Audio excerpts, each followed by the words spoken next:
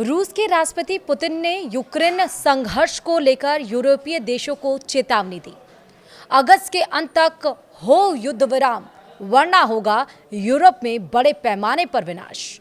जंग में अकेला पड़ा यूक्रेन, पुतिन के हमले से कैसे बचेंगे जेलेंस्की? सब कुछ बताएंगे आपको इस वीडियो में। नमस्कार, आप देख रहे हैं न्यूज़ 18 का डिजिटल प्लेटफॉर्म और मैं हूं आपके साथ श्रुति श्रीवास्तव। अब ये तय होने जा रहा है, अगर अगस्त के आखिरी तक युद्ध विराम को लेकर तीसरी बात नहीं होती है तो यूरोप में हालात काफ़ी बिगड़ जाएंगे। रूस के राष्ट्रपति व्लादिमीर पुतिन ने विध्वंसक धमकी दी है। अगर यूक्रेन को यूरोपीय देशों ने बारूद की सप्लाई नहीं रोकी तो यूरोपीय देश रूस के टारगेट पर आ जाएंगे। पोलैंड की सीमा में रूस ने ड्रोन भेजकर ट्रेलर दिखा दिया है। अब भी अगर यूक्रेन बैकफुट पर नहीं आया तो यूरोप को विध्वंस से कोई नहीं बचा सकता। अब या तो शांति समझौता होगा, यूक्रेन का संपूर्ण संहार होगा। इसके लिए क्रेमलिन ने नया ब्लूप्रिंट तैयार किया है। पहले यूक्रेन की तबाही होगी, उसके बाद पुतिन दूसरे देशों पर हमला कर सकते हैं। पूरे यूरोप को पुतिन ने फाइनल वार्निंग दे दी है। अगर युद्ध रोकने का स्थायी फॉर्मूला नहीं निकाला गया तो पूरे यूरोप में तबाही का सबसे खौफनाक दौर आरंभ हो सकता है, यानी यूक्रेन का संहार होगा, जिसके लिए पुतिन ने हमले तेज कर दिए हैं। साथ ही बाल्टिक देशों पर भी रूस हमले कर सकता है। इसके बाद नॉर्डिक देशों की बारी है। साथ ही वो देश भी रूस के टारगेट पर है जो यूक्रेन को हथियार देते रहते हैं। अगर अभी भी हथियार सप्लाई जारी रही तो पुतिन कह चुके हैं कि वो हमला करने के लिए स्वतंत्र हैं। वैसे भी पुतिन ने अल्टीमेटम देते हुए कहा है कि शांति प्रक्रिया का मतलब सिर्फ एक हफ्ते, 2 हफ्ते या साल का युद्ध विराम नहीं होना चाहिए, जिससे नाटो देश फिर से यूक्रेन को हथियार से भर सके। हमें ऐसी शर्तें चाहिए जो दीर्घकालिक, टिकाऊ और स्थायी शांति दे, जहां सभी पक्षों की बराबर सुरक्षा सुनिश्चित हो। यानी अब सुरक्षा गारंटी के नाम पर रूस और दूसरे यूरोपीय देश आमने सामने आ सकते हैं और इस टकराव के लिए रूस तैयार है। इसका संकेत रूस ने पोलैंड में ड्रोन भेजकर दे दिया है। पोलैंड रूस पर प्रतिबंध लगाने के लिए कह रहा है कि क्योंकि रूस ने नाटो के सदस्य देश पर हमला किया है, इसे गंभीरता से लेना होगा। ये पुतिन के विस्तारवादी मंसूबे को दिखा रहा है।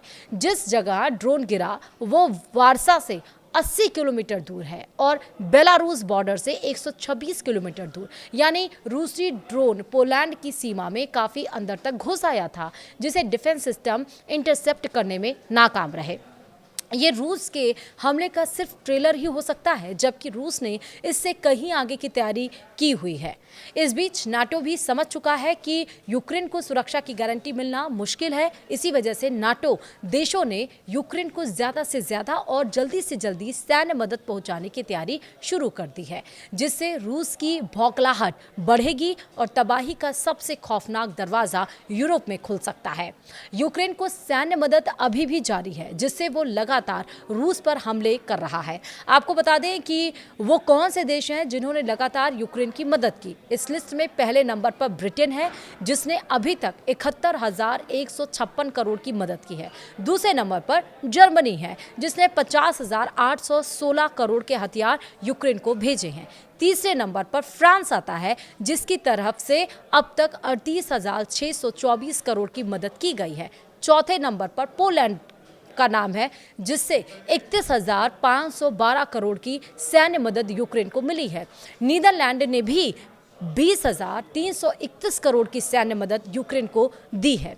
वहीं स्वीडन ने अब तक 13,216 करोड़ के हथियार यूक्रेन को भेजे हैं। डेनमार्क भी 10,166 करोड़ की सैन्य मदद कर चुका है। वो तमाम देश थे जिसने अभी तक यूक्रेन की मदद की है। अब हम आपको बताएंगे कि पुतिन के हमले से यूक्रेन कैसे बचेगा। यूक्रेन को लगातार बारूद की सप्लाई और सुरक्षा की गारंटी पर यूरोपीय देशों की प्रतिक्रिया से साफ है कि उन्हें युद्ध विराम तभी मंजूर होगा जब यूक्रेन की सुरक्षा पर फाइनल मुहर लगेगी, जबकि रूस ने यूक्रेन जैसी सुरक्षा की गारंटी खुद के लिए मांग कर मामले में फंसा दिया है। इस बीच चीन के लिए ऐसी ही गारंटी की डिमांड की जा रही है। दरअसल रूस चाहता है कि सुरक्षा गारंटी प्रक्रिया में अमेरिका, फ्रांस, ब्रिटेन और चीन के साथ रूस को भी इसमें शामिल किया जाए।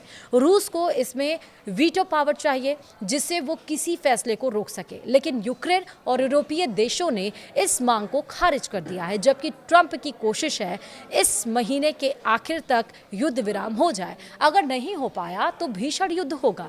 पुतिन सर्दियों में युद्ध की तैयारी कर चुके हैं। अब अगर अमेरिका की मदद यूक्रेन को नहीं मिलेगी तो यूक्रेन तबाह हो जाएगा। अगस्त के आखिरी तक अगर युद्ध रोकने को लेकर कोई बात नहीं हुई तो यूरोप में समीकरण बदल सकते हैं। रूस यूक्रेन में भारी तबाही मचा सकता है। अब सवाल उठ रहा है कि पुतिन के हमले से कैसे बचेगा यूक्रेन। इसके 3 विकल्प हैं, यानी कि 3 सॉल्यूशन है। पहला विकल्प है यूरोप फ्रंट लाइन पर आकर रूस से मुकाबला करे। दूसरा विकल्प है जेलेंस्की सरेंडर करे और रूस के जीते इलाके सौंपे, जिससे यूक्रेन का संहार रुक सकता है। और तीसरा विकल्प है अमेरिका भी रूस के खिलाफ उतरे, यानी रूस से युद्ध करे, लेकिन इसकी उम्मीद ना के बराबर है, क्योंकि ट्रंप खुद चाहते हैं कि जल्द से जल्द यूरोप में युद्ध रोका जाए। अगर युद्ध विराम से जेलेंस्की पीछे हटते हैं तो अमेरिका यूक्रेन की सैन्य मदद रोक देगा। इसको लेकर यूक्रेन के उपराष्ट्रपति जेडी वेंस ने बयान भी दिया है। यूरोपीय देशों को यूक्रेन का बोझ उठाना होगा। अमेरिका अब ज्यादा मदद नहीं कर सकता। अमेरिका ने तस्वीर साफ कर दी है। अगर अगस्त के आखिरी तक तीसरी वार्ता नहीं होती है तो यूक्रेन को गंभीर परिणाम भुगतने पड़ सकते हैं। वैसे भी रूस ने यूक्रेन के 5वें हिस्से से ज़्यादा ज़मीन पर कब्जा कर लिया है। जिन इलाकों को रूस चाहता है वहां 90% उसका कंट्रोल हो चुका है, यानी सिर्फ उन इलाकों के 10% हिस्से पर कब्जा करना बाकी है, जो रूस कभी भी कर सकता है। बस उसे इंतज़ार है। अगर यूक्रेन युद्ध विराम समझौते में इस शर्त को मान ले, नहीं तो तबाही के लिए तैयार रहे। वहीं नाटो देशों को अंदाजा हो गया है कि अब पुतिन रुकने वाले नहीं हैं, इसलिए रोमानिया से लेकर बाल्टिक देशों तक हथियारों की तैनाती की जा रही है। एयरबेस वॉर रेडी किए जा रहे हैं। रोमानिया में F-35 की तैनाती की गई है। नीदरलैंड्स में पैट्रियट लगाए गए हैं, जबकि लिथुआनिया में ड्रोन हमले के लिए तैयार है। इस बीच यूक्रेन में शांति सेना भेजने का फैसला करके नाटो ने संकेत दे दिया है वो हर परिस्थिति के लिए तैयार है। अब देखना ये होगा कि जो पुतिन ने एक बड़ी धमकी दी है, जेलेंस्की वहाँ रुकेंगे या जेलेंस्की अपने साथ साथ और भी यूरोपीय देशों पर संकट लेकर आएंगे। वीडियो में इतना ही। नमस्कार।